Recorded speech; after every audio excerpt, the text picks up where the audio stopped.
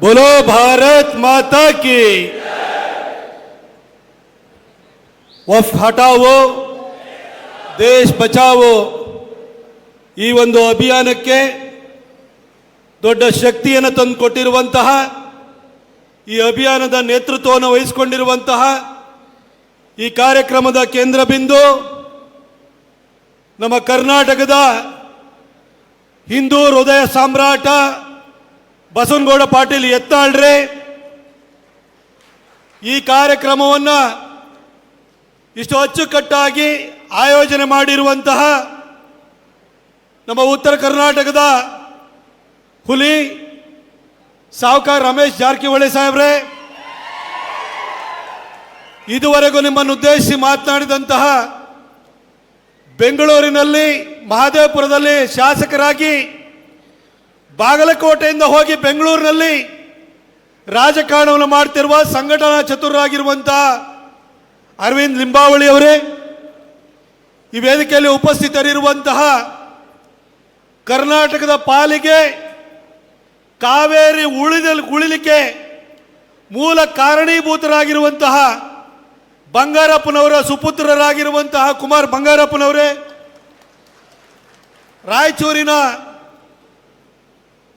ಈ ಹಿಂದೆ ಸಂಸದರಾಗಿ ಅಪಾರ ಜನಪರ ಕಾರ್ಯಗಳನ್ನು ಮಾಡಿರುವಂತಹ ಪಿ ವಿ ನಾಯಕರೇ, ಮಾಜಿ ಶಾಸಕರು ಆಗಿರುವಂತಹ ಮಹೇಶ್ ಕುಮಟಳ್ಳಿ ಅವರೇ, ವೇದಿಕೆ ಮೇಲೆ ಉಪಸ್ಥಿತರಿರುವಂತಹ ಶ್ರೀಮಂತ್ ಪಾಟೀಲ್ ಅವರೇ, ಹಾಗೂ ಇವತ್ತು JDSನಲ್ಲಿರುವ ಹಾಗೂ ಬಿಜೆಪಿಯ ನಾಯಕರೇ ಆಗಿರುವಂತಹ ಸಂತೋಷ್ ಅವರೇ, ವೇದಿಕೆ ಮೇಲೆ ಉಪಸ್ಥಿತರಿರುವಂತಹ ಎಲ್ಲ ಗಣ್ಯಮಾನ್ಯರೇ, ಹಾಗೂ ವೇದಿಕೆ ಮುಂಭಾಗದಲ್ಲಿ ಆಸೀನರಾಗಿರುವ ಎಲ್ಲ ಹಿತೈಷಿಗಳೇ, ಹಿಂದೂ ಬಾಂಧವರೇ, ಹಾಗೂ ನನ್ನ ಮಾಧ್ಯಮ ಮಿತ್ರರೇ, ಈ ವೇದಿಕೆ, ಈ ಹೋರಾಟ ಇಲ್ಲಿ ಕೂತ್ಕೊಂಡಿರೋರನ್ನ ಯಾರನ್ನು ಕೂಡ ಲೀಡರ್ ಮಾಡಕ್ಕೆ ನಡೀತಿರುವಂತ ಹೋರಾಟ ಅಲ್ಲ ಇದು. ಈ ಒಂದು ವಫ್ ಹಟಾವೋ ದೇಶ್ ಬಚಾವೋ ಚಳವಳಿ ಚುನಾವಣೆ ಗೆಲ್ಲೋದಕ್ಕೋಸ್ಕರ ನಾವು ಪ್ರಾರಂಭ ಮಾಡಿರುವಂತಹ ಪ್ರಚಾರ ಆಂದೋಲನ ಅಲ್ಲ ಇದು. ಚುನಾವಣೆ ಇರೋದು 2028ಕ್ಕೆ, ಇನ್ನು ಮೂರುವರೆ ವರ್ಷ ಇದೆ. ಈ ಒಂದು ಹೋರಾಟ ಬಸವನಗೌಡ ಪಾಟೀಲ್ ಯತ್ನಾಳ್ರನ್ನ ಲೀಡರ್ ಮಾಡಕ್ ಕೊಟ್ಟಿಲ್ಲ. ಬಸವನಗೌಡ ಪಾಟೀಲ್ ಯತ್ನಾಳ್ರು ಈಗ ಆಲ್ರೆಡಿ 3ನೇ ಸರಿ MLA ಆಗಿದ್ದಾರೆ, 1 ಸಾರಿ MLC ಆಗಿದ್ದಾರೆ, 2 ಸಾರಿ MP ಆಗಿ ಕೇಂದ್ರದಲ್ಲಿ ಸಚಿವರಾಗಿದ್ದಾರೆ. ಅವ್ರನ್ನ ಲೀಡರ್ ಮಾಡೋ ಅಗತ್ಯ ಇಲ್ಲ, ಅವ್ರಿಗೆ ಆಲ್ರೆಡಿ ಲೀಡರ್ ಆಗೋಗಿದ್ದಾರೆ. ಕರ್ನಾಟಕದಲ್ಲಿ ಅತ್ಯಂತ ಜನಪ್ರಿಯ ಬಿಜೆಪಿ ನಾಯಕ ಯಾರು ಅಂತ ಹೇಳಿದ್ರೆ ಅದು ಬಸವನಗೌಡ ಪಾಟೀಲ್ ಅಂತ ಹೇಳಿ ಕರಾವಳಿಯಿಂದ ಉತ್ತರ ಕರ್ನಾಟಕದವರೆಗೂ, ಕಿತ್ತೂರು ಕರ್ನಾಟಕದವರೆಗೂ ಕೂಡ ಎಲ್ಲರೂ ಹೇಳ್ತಾರೆ.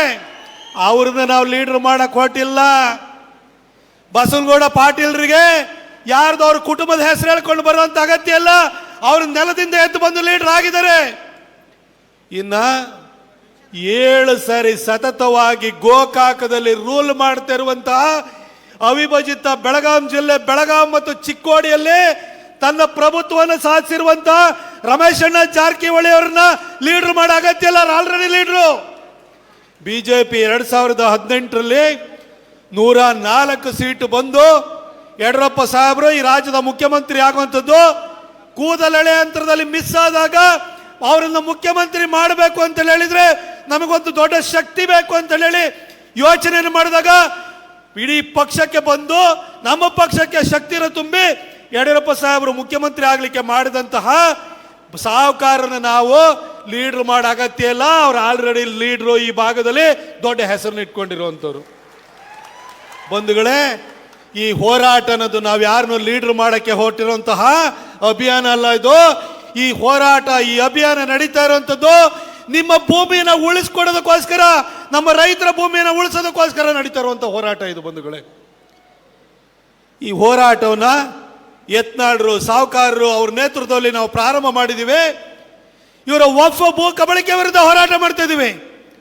ಈ ರೀತಿ ನಿಷ್ಕಾಮ ಕರ್ಮ ನಿಜವಾದ ಧರ್ಮ ಅಂತಾರೆ. ಸೆಲ್ಫ್ಲೆಸ್ ಆಗಿ ನಿಮ್ಮ ಪರವಾಗಿ ಹೋರಾಟ ಮಾಡ್ತಿರೋರು ಪರವಾಗಿ ನಾವು ನಿಂತಿದ್ದೀವಿ. ಆದರೆ ಅವ್ರ ವಿರುದ್ಧನೇ ಹೇಳಿಕೆ ಕೊಡ್ತಾರಲ್ಲ, ಅವ್ರಿಗೆ ಏನನ್ಬೇಕು ನೀವೇ ಯೋಚನೆ ಮಾಡಿ. ಯಾರ ವಿರುದ್ಧ ಹೋರಾಟ ಮಾಡ್ತಾ ಇದ್ದೀರಿ? ಯತ್ನಾಳರಾಗ್ಲಿ ಸಾಹುಕಾರರಾಗ್ಲಿ ಯಾರ ವಿರುದ್ಧ ಟೊಂಕ ಕಟ್ಟಿ ಇವತ್ತು ಬೀದಿಗಿಳಿದಿದ್ದಾರೆ? ರೈತರ ಪರವಾಗಿ. ಯತ್ನಾಳರನ್ನ ಉಚ್ಚಾಟನೆ ಮಾಡಬೇಕಾ? ಯತ್ನಾಳರು ಹೇಳಿದ್ರು ಅವನು ಯಾವನ ಒಬ್ಬನ ಹೆಸರನ್ನ, ಅವನೇನೋ ಲಫಂಗನ ಲಫಡನ ಎಂಥದೋ ಹೇಳಿದ್ರು. ಇಂಥವ್ರಿಗೆ ನಾವು ಉತ್ತರ ಕೊಡಬೇಕಾ? ನಿಮ್ಮ ಪರವಾಗಿ ನಿಂತಿರೋರ ಪರವಾಗಿ ನೀವಿವತ್ತು ಅವ್ರನ್ನ ಉಚ್ಚಾಟನೆ ಮಾಡಬೇಕು ಅಂತಂದಾಗ ನೀವು ಎದ್ದು ನಿಂತು ಪ್ರೊಟೆಸ್ಟ್ ಮಾಡಬೇಕು, ನೀವು ಧ್ವನಿ ಎತ್ತಬೇಕು. ಯಾಕೆಂದ್ರೆ ಸಾಹುಕಾರರು ಯತ್ನಾಳರು ನಿಮ್ಮ ಪರ ಹೋರಾಟಕ್ಕೆ ಇವತ್ತು ಇಲ್ಲಿ ಬಂದಿರೋದು. ಬಂಧುಗಳೇ, ಯಾರು ಎಷ್ಟೇ ಬೊಬ್ಬೆ ಹೊಡಿಲಿ ನಾವು ತಲೆ ಕೆಡಿಸ್ಕೊಳ್ಳಲ್ಲ. ಆದರೆ ನಿಮ್ಮ ಹೋರಾಟವನ್ನು ತಾರ್ಕಿಕ ಅಂತ್ಯಕ್ಕೆ ತೆಗೆದುಕೊಂಡು ಹೋಗೋವರೆಗೂ ಕೂಡ ನಾವು ವಿಶ್ರಮಿಸಲ್ಲ. ಈ ಭಾಗದಲ್ಲಿ ಯಾಕಾಗಿ ನಾವು ಇವತ್ತು ಯತ್ನಾಳರು ಸಾಹುಕಾರರ ನೇತೃತ್ವದಲ್ಲಿ ಹೋರಾಟ ಮಾಡ್ತಾ ಇದೀವಿ ಅಂತಂದ್ರೆ, ವಫ್ ವಿಚಾರ ರಾತ್ರಿ ವಿಜಾಪುರದ ಜನತೆ ಬೆಳಗ್ಗೆ ಎದ್ದು ಪಾಣಿ ನೋಡೋಷ್ರೊಳಗಡೆ ವಫ್ ಆಸ್ತಿ ಅಂತ ಹೇಳಿ ಪರಿವರ್ತನೆ ಆದಾಗ ಅದ್ರ ವಿರುದ್ಧ ಅಹೋರಾತ್ರಿ ಧರಣಿಯನ್ನು ಪ್ರಾರಂಭ ಮಾಡಿದ್ಯಾರು? ಯತ್ನಾಳರು ಪ್ರಾರಂಭವನ್ನು ಮಾಡಿದ್ದು. ಅಹೋರಾತ್ರಿ ಧರಣಿಗೆ ಕೇಂದ್ರ ಸಚಿವೆ ಶೋಭಾ ಕರಂದ್ಲಾಜೆ ಅವರನ್ನು ಕರೆಸಿದ್ಯಾರು? ಯತ್ನಾಳರು ಅಲ್ಲಿ ಕರೆಸಿದ್ರು. ಆ ಸಭೆಗೆ ಜಾಯಿಂಟ್ ಪಾರ್ಲಿಮೆಂಟರಿ ಕಮಿಟಿಯ ಚೇರ್ಮನ್ ಆಗಿರುವಂತ ಜಗದಾಂಬಿಕಾ ಪಾಲ್ ಅವರನ್ನ ಕರೆಸಿದ್ಯಾರು? ಯತ್ನಾಳರು ಕರೆಸಿದ್ರು. ಅದಕ್ಕೆ ಬೆಂಗಾವಲಾಗಿ ನಿಂತ್ಕೊಂಡವ್ರು ಯಾರು? ಪ್ರಹ್ಲಾದ್ ಜೋಶಿ ಅವರು ನಿಂತ್ಕೊಂಡ್ರು. ಬೇರೆ ಬೇರೆ ಸೋಮಣ್ಣ ಸಾಹೇಬರು ಸಹಕಾರ ಕೊಟ್ಟರು. ಅದೇ ರೀತಿಯಲ್ಲಿ ಇಡೀ ಇಷ್ಟು ಜನಗಳನ್ನ ಒಟ್ಟು ಸೇರಿಸೋದಕ್ಕೋಸ್ಕರ ಜೊತೆಗೆ ರಾಮ ಲಕ್ಷ್ಮಣರ ತರ ನಿಂತ್ಕೊಂಡವ್ರು ಯಾರು ಅಂತಂದ್ರೆ ಯತ್ನಾಳರ ಜೊತೆಗೆ ನಿಂತ್ಕೊಂಡವ್ರು ಯಾರು ಅಂದ್ರೆ ಸಾಹುಕಾರರು ನಿಂತ್ಕೊಂಡಿದ್ದಾರೆ. ಅವ್ರ ಪರವಾಗಿ ನಾವು ಬೆಂಗಳೂರು ಇರ್ಬೋದು, ಮೈಸೂರಿಂದ ನಾವಿಲ್ಲಿ ಬಂದಿದ್ದೀವಿ. ನಮ್ಮ ಜನರ ಭೂಮಿ ಉಳಿಸೋದಕ್ಕೋಸ್ಕರ ಬಂದಿದ್ದೀವಿ.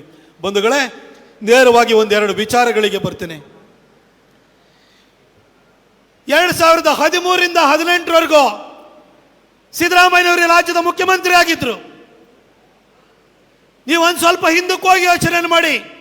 2015ರಲ್ಲಿ ಸಿದ್ದರಾಮಯ್ಯ ಸಾಹೇಬರ ಸರ್ಕಾರ KFD ಇರ್ಬೋದು, PFI ಇರ್ಬೋದು, SDPI ಇರ್ಬೋದು, ಇವ್ರ ವಿರುದ್ಧ ಮಂಗಳೂರಿನಲ್ಲಿ ಪ್ರಕರಣ ದಾಖಲಾಗಿತ್ತು, ಮೈಸೂರಿನಲ್ಲಿ ಪ್ರಕರಣ ದಾಖಲಾಗಿತ್ತು, ಬೆಂಗಳೂರಿನಲ್ಲಿ ಪ್ರಕರಣ ದಾಖಲಾಗಿತ್ತು, ಶಿವಮೊಗ್ಗದಲ್ಲಿ ಪ್ರಕರಣ ದಾಖಲಾಗಿತ್ತು. ಆ ಥರ ಸುಮಾರು 1600 SDPI, PFI, KFD ದುರುಳರ ವಿರುದ್ಧ 175 ಕ್ರಿಮಿನಲ್ ಪ್ರಕರಣಗಳು ದಾಖಲಾಗಿತ್ತು. ಆ ಥರದ ಪ್ರಕರಣಗಳನ್ನ 2015ರಲ್ಲಿ ಕ್ಯಾಬಿನೆಟ್ ಎದುರುಗಡೆ ಇಟ್ಟು ಅಷ್ಟು ಕ್ರಿಮಿನಲ್ ಪ್ರಕರಣಗಳನ್ನ ವಾಪಸ್ ತೆಗೆದುಕೊಳ್ಳುವ ಮುಖಾಂತರವಾಗಿ ಸಿದ್ದರಾಮಯ್ಯನವರು ಮೊದಲನೇ ಸಾರಿ ಮುಖ್ಯಮಂತ್ರಿ ಆಗಿದ್ದಾಗ ಹಿಂದೂಗಳ ಮಾರಣ ಹೋಮಕ್ಕೆ ದಾರಿ ಮಾಡಿಕೊಟ್ರು. ಆ ಕಾಯ್ದೆನ ವಾಪಸ್ ತೆಗೆದುಕೊಂಡ ಬೆನ್ನಲ್ಲೇ ಟಿಪ್ಪು ಜಯಂತಿನ ಆರಂಭ ಮಾಡಿದ್ರು. ಮೈಸೂರಿನಲ್ಲಿ ರಾಜು ಹತ್ಯೆ ಆಯಿತು, ಕೊಡಗಿನಲ್ಲಿ ಕುಟ್ಟಪ್ಪ ಹತ್ಯೆ ಆಯಿತು, ಮಂಗಳೂರಿನಲ್ಲಿ ದೀಪಕ್ ರಾವ್ ಹತ್ಯೆ ಆಯಿತು, ಬೆಂಗಳೂರಿನಲ್ಲಿ ಸಂತೋಷ್ ಹತ್ಯೆ ಆಯಿತು, ಬೆಂಗಳೂರಿನಲ್ಲಿ ರುದ್ರೇಶ್ ಮರ್ಡರ್ ಕೇಸ್ ಆಯಿತು, ಕುಶಾಲನಗರದಲ್ಲಿ ಪ್ರವೀಣ್ ಪೂಜಾರಿ ಹತ್ಯೆ ಆಯಿತು, ಮೈಸೂರಿನಲ್ಲಿ ಮಾಗಳಿ ರವಿ ಹತ್ಯೆ ಆಯಿತು, ಹಾಗೆ ಉತ್ತರ ಕರ್ನಾಟಕದಲ್ಲಿ ಪರೇಶ್ ಮೆಸ್ತಾ ಹತ್ಯೆ ಆಯಿತು. ಈ ರೀತಿ ಸರಣಿ ಹತ್ಯೆಗಳು ನಡೀಲಿಕ್ಕೆ ಶುರುವಾಯಿತು. ಅದರ ನಂತರ ಇದೇ ಪಕ್ಕದಲ್ಲೇ ಇರುವಂತಹ ಗುಲ್ಬರ್ಗದಲ್ಲಿ ಒಬ್ಬ ಕಳ್ಳ ಮಲ್ಲಿಕಾರ್ಜುನ ಬಂಡೆ ಪೊಲೀಸ್ ಆಫೀಸರ್ನ ಹತ್ಯೆ ಮಾಡಿದ. ತುಮಕೂರಿನಲ್ಲಿ PSI ಜಗದೀಶನ ಒಬ್ಬ ಕಳ್ಳ ಡ್ರ್ಯಾಗರ್ ಅಲ್ಲಿ ಚುಚ್ಚಿ ಸಾಯಿಸಿದ. DYSP MK ಗಣಪತಿಯವರು ಅನುಮಾನಾಸ್ಪದವಾಗಿ ಸಾವನ್ನಪ್ಪಿದ್ರು. DK ರವಿ ಸಾವನ್ನಪ್ಪಿದ್ರು.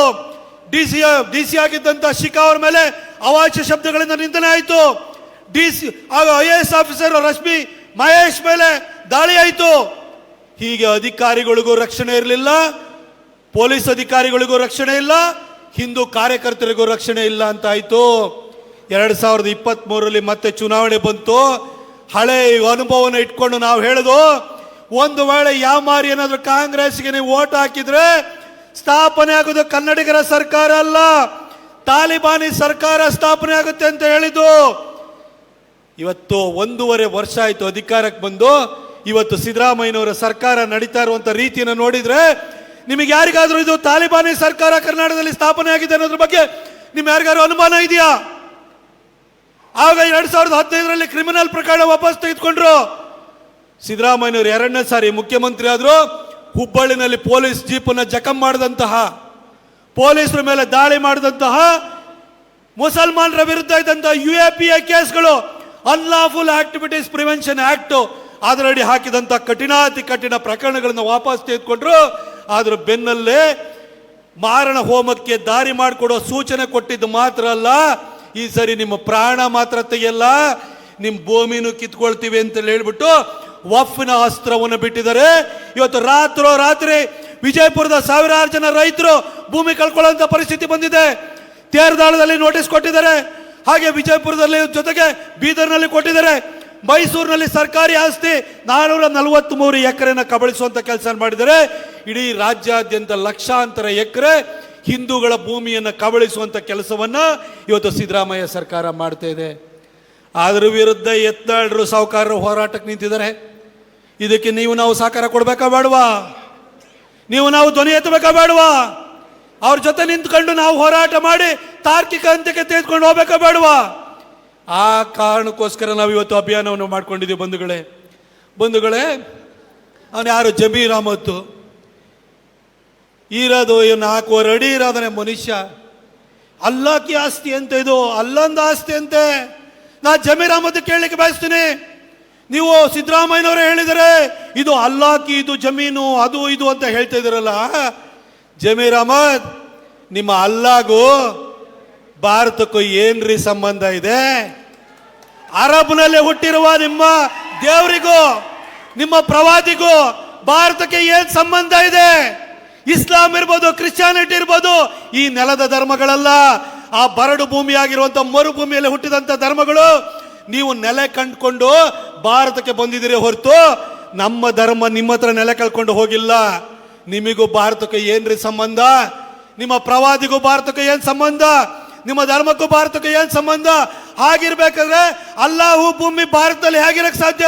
ಇಲ್ಲಿರುವಂತದ್ದು ರಾಮನ ಭೂಮಿ, ಇಲ್ಲಿರೋದು ಕೃಷ್ಣನ ಭೂಮಿ, ಇಲ್ಲಿರುವಂತ ಕಿತ್ತೂರು ಚೆನ್ನಮ್ಮ ಹೋರಾಟ ಮಾಡಿ ಉಳಿಸಿರೋ ಭೂಮಿ, ಇಲ್ಲಿರೋದು ಸಂಗೊಳ್ಳಿ ರಾಯಣ್ಣ ಹೋರಾಟದ ಭೂಮಿ, ಇಲ್ಲಿರೋದು ಶಿವಾಜಿ ಮಹಾರಾಜರ ಭೂಮಿ, ಇಲ್ಲಿರುವಂತದ್ದು ಇದು ನಮ್ಮ ಭೂಮಿ, ಇದು ನಮ್ಮ ಧರ್ಮೀಯರ ಭೂಮಿ, ಇದು ಹಿಂದೂ ಧರ್ಮದ ನೆಲೆಬೀಡಿದು. ಇಲ್ಲಿ ನಿಮ್ಮ ಅಲ್ಲನ ಭೂಮಿ ಇರ್ಲಿಕ್ಕೆ ಸಾಧ್ಯ ಇಲ್ಲ. ಇಂಥ ಜಮೀರ್ ಅಹಮದ್ ಇರ್ಬೋದು, ಅವ್ರನ್ನ ಪೋಷಣೆ ಮಾಡ್ತಾ ಇರುವಂತಹ ಸಿದ್ದರಾಮಯ್ಯನವ್ರು ಇರ್ಬೋದು, ಅವರಿಗೆ ಪಾಠ ಕಲಿಸ್ಬೇಕು. ಈ ವಫ್ಗೆ ಗೆಜೆಟ್ ನೋಟಿಫಿಕೇಶನ್ ಕ್ಯಾನ್ಸಲ್ ಮಾಡಬೇಕು. ಇವತ್ತು ಆಂಧ್ರ ಪ್ರದೇಶದಲ್ಲಿ ಪವನ್ ಕಲ್ಯಾಣ್ ಮತ್ತು ಚಂದ್ರಬಾಬು ನಾಯ್ಡು ವಫ್ ಬೋರ್ಡ್ ಅನ್ನೇ ಬರ್ಖಾಸ್ತು ಮಾಡಿದ್ದಾರೆ. ನಾವು ನರೇಂದ್ರ ಮೋದಿಜಿಯವರ ಸರ್ಕಾರಕ್ಕೆ ಇಲ್ಲಿಂದ ಒಕ್ಕೋರ್ಲಿಂದ ಧ್ವನಿ ಎತ್ತೋಣ, ವಫ್ ಕಾಯ್ದೆನೆ ಬರ್ಖಾಸ್ತು ಮಾಡಿ ಅಂತ ಹೇಳಿ ಅದಕ್ಕೋಸ್ಕರ ಇವತ್ತು ಇಲ್ಲಿ ಹೋರಾಟಕ್ಕೆ ಬಂದಿದ್ದೀವಿ.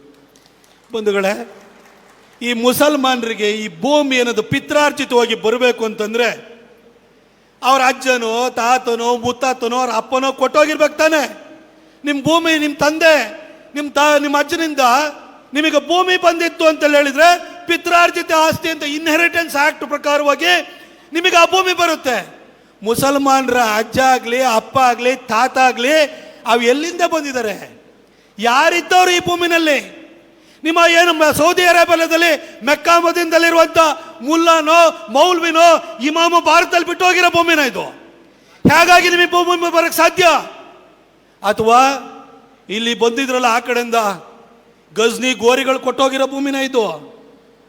ಅಥವಾ ಬಾಬರು, ಹುಮಾಯೂನು, ಅಕ್ಬರು, ಔರಂಗಜೇಬ್ ಕೊಟ್ಟೋಗಿರೋ ಭೂಮಿನ? ಅಥವಾ ನಿಮ್ಮ ನವಾಬ ನಿಜಾಮ ಕೊಟ್ಟಿರೋ ಭೂಮಿನ ಇದು? ಇದು ಭಾರತದ ಭೂಮಿ, ಇದು ಹಿಂದೂ ಭೂಮಿ, ಇದು ಹಿಂದೂ ಸಂಸ್ಕೃತಿಗೆ ಜನ್ಮ ಕೊಟ್ಟಿರುವಂತಹ ಸನಾತನ ಸಂಸ್ಕೃತಿಗೆ ಕೊಟ್ಟಿರೋ ಭೂಮಿ. ನಿಮ್ಮ ಅಲ್ಲಾಹುಗಾಗ್ಲಿ ನಿಮ್ಮ ಧರ್ಮಕ್ಕಾಗ್ಲಿ ಯಾವ ಸಂಬಂಧನೂ ಇಲ್ಲ. ಅಥವಾ ದೇಶ ವಿಭಜನೆ ಆಗುವಂತ ಸಂದರ್ಭದಲ್ಲಿ ಏನಾದ್ರೂ ಮೊಹಮ್ಮದ್ ಅಲಿ ಜಿನ್ನ ಬಿಟ್ಟೋಗಿರೋ ಭೂಮಿನ ಇದು? ಎಲ್ಲಿಂದ ಬಂತು? ಎಲ್ಲಿಂದ ನಿಮಗೆ ಈ ಭೂಮಿ ಸಿಕ್ಕಿದೆ ಹೇಳಿ? ಇನ್ಹೆರಿಟೆನ್ಸ್ ಆಕ್ಟ್ ನಲ್ಲಿ ಪ್ರಕಾರವಾಗಿ ಯಾರಿಂದಲಾರು ನಿಮಗೆ ಈ ಭೂಮಿನ ಗಳಿಸ್ಕೊಟ್ಟಿರ್ಬೇಕಲ್ಲ. ಹಾಗಿದ್ರು ಕೂಡ ನಿಮಗೆ ಯಾವ ಹಿನ್ನೆಲೆನೇ, ನಿಮ್ಮ ಧರ್ಮಕ್ಕೆ ಹಿನ್ನೆಲೆ ಇಲ್ಲ. ಆದರೂ ಬಂದು ನಮ್ಮ ಭೂಮಿ ಅಂತ ನಮ್ಮ ರೈತರ ಭೂಮಿನ ಕಬಳಿಸಕ್ಕೆ ಕೊಟ್ಟಿದ್ದಾರೆ. ಇದ್ರ ವಿರುದ್ಧ ಹೋರಾಟ ಮಾಡಬೇಕೋ ಬೇಡವಾ? ಪಕ್ಕದಲ್ಲಿರುವಂಥ ಬಾಂಗ್ಲಾದೇಶ ನೋಡಿದಿರಿ, 1.25 ಕೋಟಿ ಹಿಂದೂಗಳ ಸ್ಥಿತಿ ಏನಾಗಿದೆ ಅಂತ ಯೋಚನೆ ಮಾಡಿ. ಇಸ್ಕಾನ್ ಅಂತ ಹೇಳಿದ್ರೆ ಅನ್ನದಾಸೋಹನ ಮಾಡುವಂತ ಒಂದು ಸಂಸ್ಥೆ ಅದು. ಇಸ್ಕಾನ್ ಇವತ್ತು ಪ್ರಭುಪಾದರು ಅವರ ಒಂದು ಪರಂಪರೆಯಲ್ಲಿ ಬಂದಂತಹ ಇಸ್ಕಾನ್ನ ಗುರುಗಳನ್ನು ಕೂಡ ಬಿಡ್ತಾ ಇಲ್ಲ, ಜೈಲಿಗೆ ಹಾಕ್ತಾ ಇದ್ದಾರೆ. ದಯವಿಟ್ಟು ಯಾರು ಕೂಡ ನೀವು ತಪ್ಪಾಗಿ ತಿಳ್ಕೊಳ್ಳಬೇಡಿ. ಹಿಂದೂಗಳು ಮುಸಲ್ಮಾನರು ಯಾವತ್ತು 30% ಆಗ್ತಾರೆ, ಅವತ್ತು ಇಲ್ಲಿ ಕುತ್ಕೊಂಡು ನಾನು ಲಿಂಗಾಯತ, ನಾನು ಗೌಡ, ನಾನು SC, ನಾನು ST, ನಾನು ಕುರುಬ ಅಂತ ನಿಮ್ಮನ್ನು ಯಾರನ್ನು ಉಳಿಸಲ್ಲ. ನಿಮ್ಮ ಯಾರ ಮೇಲೆ ಪ್ರೀತಿ ಇದಲ್ಲ. ಹಿಂದೂ ಅಂತಂದ್ರೆ ಹಣೆ ಮೇಲೆ ತಿಲಕ ಇತ್ತು ಅಂದ್ರೆ ನಿಮ್ಮನ್ನು ಹೊಡೆದಾಕ್ತಾರೆ. ಅದಕ್ಕೆ ಪಾಕಿಸ್ತಾನನ ಉದಾಹರಣೆ, ಇವತ್ತು ಬಾಂಗ್ಲಾದೇಶದಲ್ಲಿ ಏನಾಗ್ತಿದೆ ಅದೇ ಉದಾಹರಣೆ ಬಂಧುಗಳೇ. ಅದಕ್ಕೋಸ್ಕರ ನಾನು ನಿಮ್ಮಲ್ಲಿ ಹಿಂದೂಗಳು ನೀವು ಒಂದಾಗಿರಿ. ನೀವು ಲಿಂಗಾಯತರಾಗಬೇಡಿ, ನೀವು ಗೌಡ್ರಾಗಬೇಡಿ, ನೀವು ಕುರುಬರಾಗಬೇಡಿ, ನೀವು ಎಸ್ಸಿಗಳಾಗಬೇಡಿ, ನೀವು ಎಸ್ಟಿಗಳಾಗಬೇಡಿ, ಬ್ರಾಹ್ಮಣರಾಗಬೇಡಿ, ಮರಾಠರಾಗಬೇಡಿ. ನೀವು ಹಿಂದೂಗಳಾಗಿ ಮಾತ್ರ ಉಳಿಯಲಿಕ್ಕೆ ಸಾಧ್ಯ. ಈ ಮುಸಲ್ಮಾನರು ಯಾವ ದೇಶದಲ್ಲಿ ನೆಟ್ಟಗಿದ್ದಾರೆ ಹೇಳ್ರಿ ನೋಡೋಣ. ಯಾವ ದೇಶದಲ್ಲಿ ನೆಟ್ಟಗಿದ್ದಾರೆ ಹೇಳಿ? ಫಿಲಿಪೀನ್ಸ್ ಅಲ್ಲಿ ಹೋದ್ರೆ ಅಬು ಸಯಾಫ್ ಅಂತ ಹೇಳ್ಬಿಟ್ಟು ಅಲ್ಲಿ ಟೆರರಿಸ್ಟ್ ಆರ್ಗನೈಸೇಷನ್ ಮಾಡ್ತಾರೆ. ಅದೇ ರೀತಿ ಚೈನಾಕ್ಕೆ ಹೋದ್ರೆ ಅಲ್ಲೂ ಕೂಡ ಅಲ್ಲಿ ಇವ್ರದ್ದು ಸಮಸ್ಯೆ. ಅಮೆರಿಕಕ್ಕೆ ಹೋದ್ರೆ ಅಲ್ಲೂ ಕಿರುಕುಳ ಇವ್ರದ್ದು. ಇಡೀ ಫ್ರಾನ್ಸ್ನ ಮುಳುಗ್ಸಕ್ಕೆ ಹೊರಟಿದ್ದಾರೆ ಇವತ್ತು. ಇಡೀ ಯುರೋಪೇ ಹಾಳಾಗಿ ಹೋಗ್ತಾ ಇದೆ. ಇನ್ನು ಭಾರತ ನಮಗೆ ಇರೋದು ಒಂದು ದೇಶ. ಇವತ್ತು ಮುಸಲ್ಮಾನರಿಗೆ ತೊಂದರೆ ಆಯ್ತು ಅಂತಂದ್ರೆ 56 ದೇಶ ಇದಾವ್ರಿ, 57 ದೇಶ ಇದೆ. ಕ್ರೈಸ್ತರಿಗೆ ತೊಂದರೆ ಆಯ್ತು ಅಂದ್ರೆ 106 ದೇಶ ಇದೆ. ಹಿಂದೂಗಳಿಗೆ ತೊಂದರೆ ಆಯ್ತು ಅಂತಂದ್ರೆ ಯಾವ ದೇಶ ಇದೆ? ಇರೋದು ಒಂದೇ ಭೂಮಿ, ಈ ಶಿವಾಜಿನೆಲ್ಲ, ಈ ಭಾರತ ಭೂಮಿ ಬಿಟ್ರೆ ಇನ್ ಯಾವ ದೇಶ ಇದೆ ನಮಗೆ? ಇನ್ನಾದ್ರೂ ಕೂಡ ನೀವು ಹಿಂದೂಗಳು ಒಂದಾಗಿ ಜಾತಿಯನ್ನು ಬಿಡಿ ಅಂತ ಕೇಳಲಿಕ್ಕೆ ಬಂದಿದ್ದೀವಿ ಬಂಧುಗಳೇ. ಇನ್ನೊಂದೆರಡು ವಿಷಯನ ಹೇಳಬೇಕು.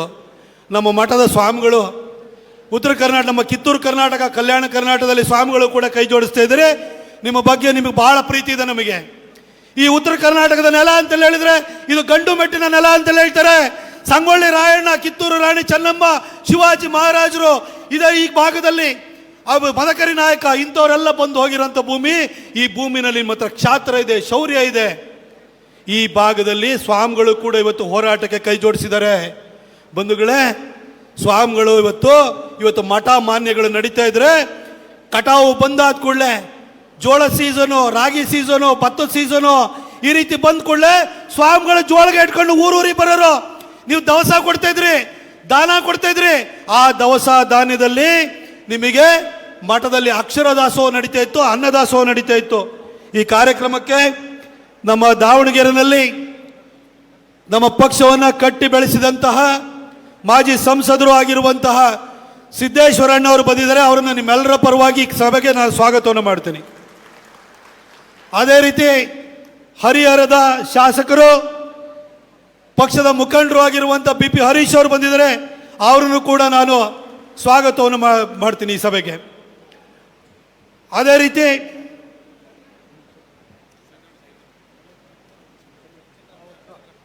ರೀತಿ ಹೊಳಲ್ಕೆರೆಯ ಸನ್ಮಾನ್ಯ ಶಾಸಕರು, ಹಿಂದುಳಿದ ವರ್ಗದ ನೇತಾರರು ಆಗಿರುವ ನಮ್ಮ ಚಂದ್ರಪ್ಪ ಸಾಹೇಬರು ಬಂದಿದ್ದಾರೆ.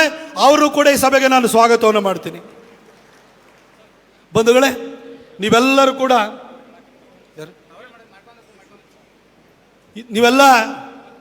ನಮ್ಮ ಹಿಂದೂ ಹುಲಿ ಬಸವನಗೌಡ ಪಾಟೀಲ್ ಯತ್ನಾಳರ ಭಾಷಣ ಕೇಳಲಿಕ್ಕೆ ಎಲ್ಲ ಕಾತರರಾಗಿದ್ದೀರಿ ಅಂತ ನನಗೆ ಗೊತ್ತು. ಹಾಗಾಗಿ ನಾನು ಆದಷ್ಟು ಬೇಗ ಭಾಷಣ ಮುಗಿಸ್ತೀನಿ. ಮುಗಿಸೋ ಮೊದಲು ಒಂದೆರಡು ಮಾತುಗಳನ್ನ ಹೇಳಿಕ್ಕೆ ಬಯಸ್ತೀನಿ. ಬಂಧುಗಳೇ, ಮಠ ನಡೀತಾ ಇದ್ದಿದ್ದು ನೀವು ಕೊಟ್ಟಂಥ ದವಸದಿಂದ, ಮಠದಲ್ಲಿ ಅಕ್ಷರ ದಾಸೋಹ ನಡೀತಾ ಇರೋಂಥದ್ದು ನೀವು ಕೊಟ್ಟಂಥ ದಾನದಿಂದ ನಡೀತಾ ಇತ್ತು. ಇವತ್ತು ಮಠಗಳನ್ನು ಕೈ ಹಿಡಿದು ಬೆಳೆಸಿದಂಥ, ದವಸ ಧಾನ್ಯ ಕೊಟ್ಟಂತಹ, ದಾನ ಕೊಟ್ಟಂತಹ ರೈತನ ಭೂಮಿಗೆ ಇವತ್ತು ಕಂಟಕ ಬಂದಿದೆ. ಆದರೆ ನಮ್ಮ ಸ್ವಾಮಿಗಳು ಏನು ಮಾಡ್ತಿದ್ದಾರೆ? ತುಂಗಭದ್ರಾ ನದಿಯಿಂದ ಈಚೆಗಿರುವಂಥ ಸ್ವಾಮಿಗಳೆಲ್ಲ ಬೀದಿ ಬಂದು ಕೈ ಜೋಡಿಸ್ತಾ ಇದ್ದಾರೆ. ನಮ್ಮ ಆ ಕಡೆಗೆ ತುಂಗಭದ್ರಾ ನದಿ ದಾಟ್ಬಿಟ್ಟು ಆ ಕಡೆಗೆ ಸೌತ್ ಕರ್ನಾಟಕ, ದಕ್ಷಿಣ ಕರ್ನಾಟಕದ ಸ್ವಾಮಿಗಳಿಗೆ ಈ ವೇದಿಕೆ ಮುಖಾಂತರ, ಮಾಧ್ಯಮಗಳ ಮುಖಾಂತರ ಕರೆ ಕೊಡ್ತೀನಿ. ಒಳ್ಳೊಳ್ಳೆ ಎಜುಕೇಷನ್ ಇನ್ಸ್ಟಿಟ್ಯೂಷನ್ ಮಾಡಿದಿರಿ, ಮೆಡಿಕಲ್ ಕಾಲೇಜ್ ಇದೆ, ಇಂಜಿನಿಯರಿಂಗ್ ಕಾಲೇಜ್ ಇದೆ, ಒಳ್ಳೆ ಫೀಸ್ ಬರ್ತಾ ಇದೆ. ರೈತರು ಬೇಡ ಅಂತೇಳಿ ಹೇಳ್ಬಿಟ್ಟು ಕೂತ್ಕೊಂಡಿದ್ದೀರಾ. ನಾಳೆ ಮುಸಲ್ಮಾನರು ಬೀದಿಗಿಳಿತು ಅಂತಂದ್ರೆ ನಿಮ್ಮ ಮಠನೂ ಉಳಿಯಲ್ಲ, ನಿಮ್ಮ ಯಾವ ಆಶ್ರಮನೂ ಉಳಿಯಲ್ಲ. ಇವತ್ತು ರೈತ ಕಷ್ಟಪಟ್ಟಿದ್ದಾನೆ, ನೀವು ಮಠದಲ್ಲಿ ಕಡೆ ಕೂತ್ಕೊಂಡ್ಬಿಟ್ಟು ಬಂದಂಥ ಭಕ್ತರಿಗೆ ಅಕ್ಷತೆ ಹಾಕು, ಕೈಗೆ ಸೇಬಣ್ಣು ಕೊಡು, ಕಿತ್ಲೆ ಹಣ್ಣು ಕೊಡು, ಅಥವಾ ಮೂಸಂಬಿ ಹಣ್ಣು ಕೊಡು. ಇದಕ್ಕೆಲ್ಲ ನೀವಿರೋದು ಧರ್ಮ ರಕ್ಷಣೆ ಕೆಲಸವನ್ನ ಇವತ್ತು ಮಾಡಬೇಕು. ನಮ್ಮ ರೈತರನ್ನ ಉಳಿಸೋ ಕೆಲಸಕ್ಕೆ ಸ್ವಾಮೀಜಿಯವರು ಕೂಡ ಕೈ ಜೋಡಿಸಬೇಕು ಅಂತ ಹೇಳ್ಬಿಟ್ಟು ನಾನು ವಿನಮ್ರವಾಗಿ ಕೇಳ್ತೇನೆ. ಅದೇ ರೀತಿಯಲ್ಲಿ ನಿಮಗೆ ಕಟುವಾದ ಎಚ್ಚರಿಕೆಯನ್ನು ಕೂಡ ನಾವು ಕೊಡ್ಲಿಕ್ಕೆ ಬಯಸ್ತೀವಿ. ಯಾಕೆಂತಂದ್ರೆ ಸ್ವಾಮಿಗಳ ಸ್ಥಿತಿ, ಇಸ್ಕಾನ್ನ ಸ್ವಾಮಿಗಳ ಸ್ಥಿತಿ ಇವತ್ತು ಬಾಂಗ್ಲಾದೇಶದಲ್ಲಿ ಏನಾಗಿದೆ ಅನ್ನೋದನ್ನ ನೋಡಿ ಆದ್ರೂ ಕೂಡ ನಮ್ಮ ರೈತರ ಬೆಂಗಾವಲಿಗೆ ಬರಬೇಕು ಅಂತ ಹೇಳ್ಬಿಟ್ಟು ನಾನು ಅವರಿಗೆ ಕರೆಯನ್ನು ಕೊಡ್ತೀನಿ.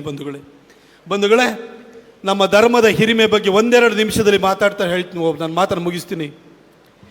ಸಿದ್ದರಾಮಯ್ಯನವರು ಮೊದಲನೇ ಸರಿ ಮುಖ್ಯಮಂತ್ರಿ ಆದರು. ನಾವೇನಾದರೂ ಕೇಸರಿದು ಶಾಲಾ ಹೋದ್ರೆ ತೆಗೆದು ಬಿಸಾಕೋರು. ನಮ್ಮ ಏನಾದ್ರು ಕುಂಕುಮ ಮಾಡಕ್ಕೆ ಹೋದ್ರೆ ಕುಂಕುಮ ಇಡಿಸ್ಕೊಳ್ತಿರ್ಲಿಲ್ಲ. ಎರಡನೇ ಸರಿ ಮತ್ತೆ ಮುಖ್ಯಮಂತ್ರಿ ಆದರು. ಅದೇ ದರ್ಪ ಮುಂದುವರೆದಿತ್ತು. ತಾಯಿ ಚಾಮುಂಡಿ ಬೆಟ್ಟ ಇದೆ, ವರ್ಷಕ್ಕೊಂದ್ಸರಿ ದಸರಾ ಉದ್ಘಾಟನೆ ಬರ್ತಿದ್ರೆ ಹೊರತು ಯಾವತ್ತು ತಾಯಿ ಚಾಮುಂಡಿ ಹತ್ರ ಹೋಗಿ ಕೈಯ ಮುಗಿತಿರ್ಲಿಲ್ಲ. ಆದರೆ ಯಾವಾಗ ಮೂಡ ಹಗರಣ ಬಂದು ತಗಲಾಕೊಳ್ತು ನೋಡಿ, ನಮ್ಮ ಸಿದ್ದರಾಮಯ್ಯ ಸಾಹೇಬರು ಅದುವರೆಗೆ ಚಾಮುಂಡಿ ಬೆಟ್ಟದ ಕಡೆ ತಲೆನೇ ಹಾಕಿ ಮಲಗ್ತಿರ್ಲಿಲ್ಲ. ಸೀದಾ ಹೋಗಿ ತಾಯಿ ಚಾಮುಂಡಿಯ ಕೃಪೆ ಇದೆ ಅಂತ ಹೇಳಿ ತಾಯಿ ಹತ್ರ ಬೇಡಕ್ಕೆ ಹೋದ್ರು. ಅದಾದ ನಂತರ ಹಾಸನಾಂಬೆ ಹತ್ರಕ್ಕೆ ಹೋದ್ರು, ತಾಯಿ ಕಾಪಾಡು ಅಂತ ಹೋದ್ರು. ಕಷ್ಟ ಬಂದಾಗ ಸಿದ್ದರಾಮಯ್ಯನವ್ರನ್ನ ಸಾಬ್ರು ದೇವರು ಕಾಪಾಡಲಿಲ್ಲ, ಕ್ರೈಸ್ತರ ದೇವರು ಕಾಪಾಡಲಿಲ್ಲ. ಕಾಪಾಡಬೇಕಾಗಿದ್ದು ನಮ್ಮ ತಾಯಿ ಚಾಮುಂಡಿ ಹಾಸನಾಂಬೆ ಕಾಪಾಡಿದ್ದು. ಬಂಧುಗಳೇ, ಇವತ್ತು ಸಿದ್ದರಾಮಯ್ಯನವರಿಗೆ ಮನವರಿಕೆ ಆದ್ರೂ ಕೂಡ ಅವ್ರನ್ನ ಕಾಪಾಡೋದು ಸಾಬ್ರು ದೇವರಲ್ಲ, ಹಿಂದೂ ದೇವರೇ ಕಾಪಾಡೋದು ಅಂತ ಗೊತ್ತಾಗಿದೆ. ಆದರೆ ಓಟಿನ ರಾಜಕಾರಣಕ್ಕೋಸ್ಕರವಾಗಿ ಈ ವಫ್ನ ಇಟ್ಕೊಂಡು ನಿಮ್ಮ ಭೂಮಿಯನ್ನು ಕಸಿಯುವಂಥ ಕೆಲಸವನ್ನು ಮಾಡ್ತಾ ಇದ್ದಾರೆ ಬಂಧುಗಳೇ. ಇದಕ್ಕೋಸ್ಕರ ಹಿಂದೂಗಳ ಒಗ್ಗಟ್ಟಾಗಿ ನಾವೆಲ್ಲ ಒಕ್ಕೋರ್ಲಿಂದ ಧ್ವನಿಯನ್ನು ಮೊಳಗಿಸ್ಬೇಕು. ನಾವು ಆಂಧ್ರ ಪ್ರದೇಶದಲ್ಲಿ ಯಾವ ರೀತಿ ವಫ್ ಬೋರ್ಡ್ನ ಕಿತ್ತಾಕಿದಾರೋ ಅದೇ ರೀತಿ ಕರ್ನಾಟಕದಲ್ಲೂ ವಫ್ ಬೋರ್ಡ್ನ ಕಿತ್ತಾಕಬೇಕು. ನಮ್ಮ ಧ್ವನಿ ನರೇಂದ್ರ ಮೋದಿ ಅವರಿಗೆ ಕೇಳಿಸಿ ವಫ್ ಕಾಯ್ದೆನೇ ರದ್ದು ಮಾಡಬೇಕು. ಅಲ್ಲಿವರೆಗೂ ನಾವೆಲ್ಲರೂ ಕೂಡ ನಿರಂತರವಾಗಿ ಹೋರಾಟ ಮಾಡೋಣ ಅಂತ ಹೇಳ್ತಾ, ಈ ಒಂದು ಹೋರಾಟಕ್ಕೆ ಒಂದು ಸಮರ್ಥ ನಾಯಕತ್ವವನ್ನು ಕೊಟ್ಟಿರುವಂತಹ ನಮ್ಮ ಹಿಂದೂ ಹುಲಿ ಬಸವನಗೌಡ ಪಾಟೀಲ್ ಯತ್ನಾಳ್ರಿಗೆ, ಅವ್ರ ಜೊತೆ ಹೆಗಲಿಗೆ ಹೆಗಲು ಕೊಟ್ಟು ನಿಂತಿರುವಂತಹ ಸಾಹುಕಾರರಿಗೆ, ಇದೀ ಒಂದು ಕಾರ್ಯಕ್ರಮದ ರೂಪುರೇಷೆನ ನಿರ್ಧಾರ ಮಾಡ್ತಾ ಇರುವಂತಹ ನಮ್ಮ ಅರವಿಂದ್ ಲಿಂಬಾವಳಿಯವರು ಇರ್ಬೋದು, ಕುಮಾರ್ ಬಂಗಾರಪ್ಪನವರು ಇರ್ಬೋದು, ಬಿ ವಿ ನಾಯಕರು ಇರ್ಬೋದು, ನಮಗೆ ದೊಡ್ಡ ಶಕ್ತಿಯನ್ನು ಕೊಟ್ಟಿರುವಂಥ ಸಿದ್ದೇಶ್ವರಣ್ಣ ಇರ್ಬೋದು, ಚಂದ್ರಪ್ಪನವರು ಇರ್ಬೋದು, ಅದೇ ರೀತಿಯಲ್ಲಿ ಬಿ ಪಿ ಹರೀಶ್ ಅವರು ಇರ್ಬೋದು, ಮಹೇಶ್ ಕುಮಟಳ್ಳಿ ಅವರಿಗಿರ್ಬೋದು, ಶ್ರೀಮಂತ ಪಾಟೀಲ್ರಿಗಿರ್ಬೋದು, ಪ್ರತಿಯೊಬ್ಬರು ನಾಯಕರಿಗೂ ಕೂಡ ನಾನು ವಂದಿಸ್ತೀನಿ. ಈ ನಮ್ಮ ಹೋರಾಟ ಕೇವಲ ಒಂದು 4 ದಿನಗಳ ಮೀಡಿಯಾದ ಪ್ರಚಾರಕ್ಕೋಸ್ಕರ ನಡೀತಿರೋ ಹೋರಾಟ ಅಲ್ಲ. ಇವತ್ತು ಹಿಂದೂಗಳ ಬಗ್ಗೆ ನಿಜವಾದ ಕಾಳಜಿ ಪ್ರೀತಿಯನ್ನು ಇಟ್ಕೊಂಡಿರುವಂತಹ ಹೋರಾಟ. ಇವತ್ತು ಉತ್ತರ ಪ್ರದೇಶದಲ್ಲಿ ಯೋಗಿ ಆದಿತ್ಯನಾಥ್, ಹಿಂದೂಗಳನ್ನ ಕಾಯಲಿಕ್ಕೆ ಯೋಗಿ ಆದಿತ್ಯನಾಥ್ ಉತ್ತರ ಪ್ರದೇಶದಲ್ಲಿ ಇದ್ದಾರೆ. ಹಿಂದೂಗಳನ್ನ ಹಿತರಕ್ಷಣೆ ಮಾಡಲಿಕ್ಕೆ ಮಹಾರಾಷ್ಟ್ರದಲ್ಲಿ ದೇವೇಂದ್ರ ಫಡ್ನವೀಸ್ ಇದ್ದಾರೆ. ಆಂಧ್ರದಲ್ಲಿ ಹಿಂದೂಗಳ ರಕ್ಷಣೆ ಮಾಡಲಿಕ್ಕೋಸ್ಕರವಾಗಿ ಪವನ್ ಕಲ್ಯಾಣ್ ಬಂದಿದ್ದಾರೆ. ತಮಿಳುನಾಡಿನಲ್ಲಿ ಒಬ್ಬ ಅಣ್ಣಾಮಲೈ ಇದ್ದಾರೆ. ಕರ್ನಾಟಕಕ್ಕೂ ಕೂಡ ಅಂತ ಲೀಡರ್ಶಿಪ್ ಬೇಕು. ಆ ಲೀಡರ್ಶಿಪ್ ಕೂಡ ಅಂತ ಶಕ್ತಿ ಇರೋದು ಯಾರಿಗೆ? ಶಕ್ತಿ ಇರೋದು ಬಸವನಗೌಡ ಪಾಟೀಲ್ ಯತ್ನಾಳ್ರಿಗೆ. ಅವ್ರ ನೇತೃತ್ವದಲ್ಲಿ ಹೋರಾಟ ಮಾಡೋಣ ಅಂತ ಹೇಳ್ತಾ, ನಿಮ್ಮೆಲ್ಲರೂ ಇಷ್ಟು ದೊಡ್ಡ ಸಂಖ್ಯೆಯಲ್ಲಿ ಬಂದಿದ್ದೀರಿ. ನಿಮ್ಮೆಲ್ಲರೂ ಕೂಡ ನಾನು ವಂದಿಸ್ತೀನಿ. ಉತ್ತರ ಕರ್ನಾಟಕ, ದಕ್ಷಿಣ ಕರ್ನಾಟಕಕ್ಕೆ ನೀವು ಹೋರಾಟದಲ್ಲಿ ನೀವು ಮೇಲ್ಪಂಕ್ತಿನ ಹಾಕೊಟ್ಟವರು. ನವಾಬ್ರ ವಿರುದ್ಧ ಹೋರಾಟ ಮಾಡಿದವ್ರು ನೀವು, ನಿಜಾಮ್ರ ವಿರುದ್ಧ ಹೋರಾಟ ಮಾಡಿದವ್ರು ನೀವು, ಬೋಮರಿ ಸುಲ್ತಾನ್ರ ವಿರುದ್ಧ ಹೋರಾಟ ಮಾಡಿದವ್ರು ನೀವು. ಕರ್ನಾಟಕಕ್ಕೆ ಉತ್ತರ ಕರ್ನಾಟಕ ಅಥವಾ ಕಿತ್ತೂರು ಅಥವಾ ಕಲ್ಯಾಣ ಕರ್ನಾಟಕ ಮಾದರಿಯಾಗಿರಬೇಕು. ಈ ಹೋರಾಟಕ್ಕೂ ಕೂಡ ಕಿತ್ತೂರು ಕರ್ನಾಟಕ, ಕಲ್ಯಾಣ ಕರ್ನಾಟಕ ಮಾದರಿಯಾಗಲಿ ಅಂತ ಹೇಳಿ ಆಶಿಸ್ತಾ ನನ್ನ ಮಾತನ್ನು ಮುಗಿಸ್ತೀನಿ. ಬೋಲೋ ಭಾರತ್ ಮಾತಾ ಕಿ.